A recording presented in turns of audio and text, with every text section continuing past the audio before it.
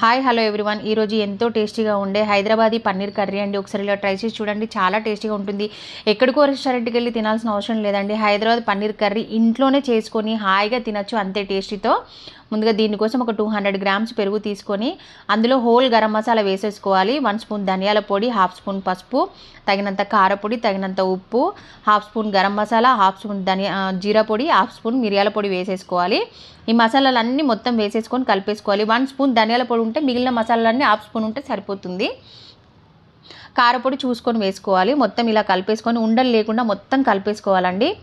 ఇలా కలిపేసుకొని పక్కన పెట్టేసుకోవాలి.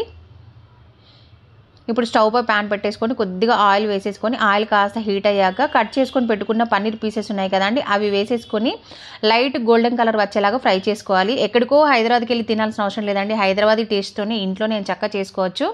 ఇలా గోల్డెన్ కలర్ అయిన తర్వాత పక్కన తీసేసుకోవాలి. ఆ పక్కన తీసుకున్న పన్నీర్ పీసెస్ ఉన్నాయి కదండి, అవి వేడి వాటర్లో వేసేసుకోవాలి. వేడి వాటర్లో వేయడం వల్ల చాలా స్మూత్గా ఉంటాయండి, తిన్న కొద్ది తినాలనిపిస్తుంది. వేడి వాటర్లో వేసేసుకొని పక్కన పెట్టేసుకోవాలి. ఇప్పుడు అదే ప్యాన్లో మీడియం సైజ్ ఆనియన్ ఒకటి వేసేసుకోవాలి. పెద్దగా కట్ చేసుకున్నా పర్లేదు, చిన్నగైనా పర్లేదు, ఎందుకంటే మనం ఫ్రై చేసుకుంటాం కాబట్టి. ఇలా కాస్త ఫ్రై అయిన తర్వాత 2-3 పచ్చిమిర్చి వేసేసుకోవాలి.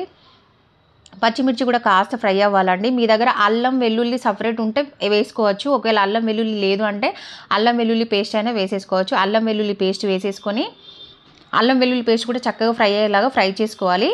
ఇలా ఫ్రై అయిపోతే సరిపోతుందండి. ఆయిల్ కొంచెం కూడా లేదు, ఇలా ఫ్రై అవ్వాలి. లైట్గా గోల్డెన్ కలర్ వస్తే సరిపోతుంది. అది కాస్త చల్లారాక మిక్సీ బౌల్లో వేసేసుకోవాలి. ఇలా మొత్తం మిక్సీ బౌల్లో వేసేసుకొని కొంచెం పుదీనా, ఒక కట్ట కొత్తిమీర వేసేసుకోవాలండి. పుదీనా ఎంతైతే తీసుకుంటామో దానికి డబల్ కొత్తిమీర తీసుకోవాలి. ఇప్పుడు మిక్సీ చేసేసుకొని ఫైన్ పేస్ట్ చేసుకోవాలి. ఇప్పుడు మసాలాలన్నీ రెడీ అయిపోయాయండి. కర్రీ ప్రిపరేషన్ చూద్దాం. ఇప్పుడు ఒక ప్యాన్ తీసుకొని అందులో తగినంత ఆయిల్ వేసుకోవాలి. ఆయిల్ వేసుకొని గరం మసాలాలన్నీ వేసేసుకోవాలి. కొద్దిగా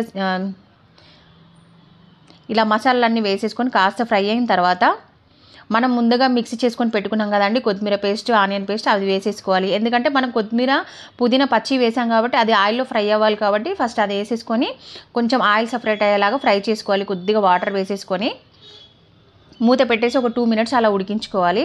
2 మినిట్స్ అయిపోయిందండి, మూత తీసి చూద్దాం. ఆయిల్ మొత్తం సపరేట్ అయిపోయిందండి. ఇలా ఉడికిపోతే సరిపోతుంది. మొత్తం ఒకసారి కలిపేసుకోవాలి.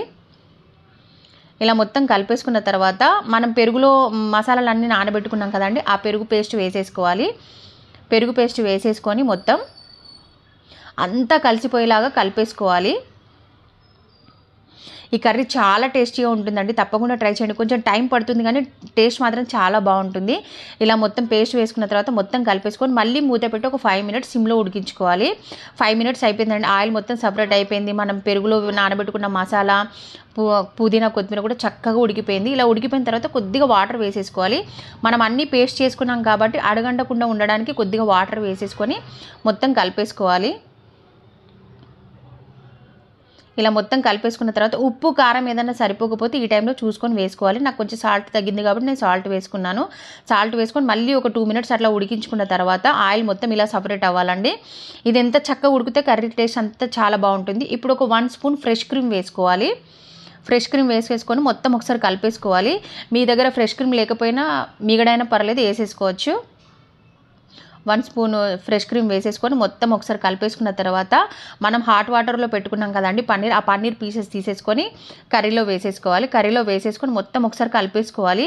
ఆ మసాలా మొత్తం పన్నీర్కు పట్టేలాగా కలిపేసుకొని మళ్ళీ మూత పెట్టి ఒక 2 మినిట్స్ అలా ఉడికించుకోవాలి. చూసారా, మొత్తం పీసెస్కు పట్టింది, కలర్ కూడా చేంజ్ అయిపోయాయండి. ఇప్పుడు కసూరి మెంతి వేసేసుకోవాలి. 1/2 టీ స్పూన్ కసూరి మెంతి వేసేసుకొని మొత్తం ఒకసారి కలిపేసుకోవాలి. ఇప్పుడు ఈ పన్నీర్ కర్రీ సీక్రెట్ అండి. ఒక ప్యాన్లో కొద్దిగా ఆయిల్ వేడి చేసుకోవాలి. ఆయిల్ వేడి చేసుకున్న తర్వాత 1/2 టీ స్పూన్ కారపొడి వేసేసుకోవాలి. కారపొడి మాడకూడదండి, జస్ట్ అలా కలర్ చేంజ్ కాకుండా చూసుకుంటే సరిపోతుంది.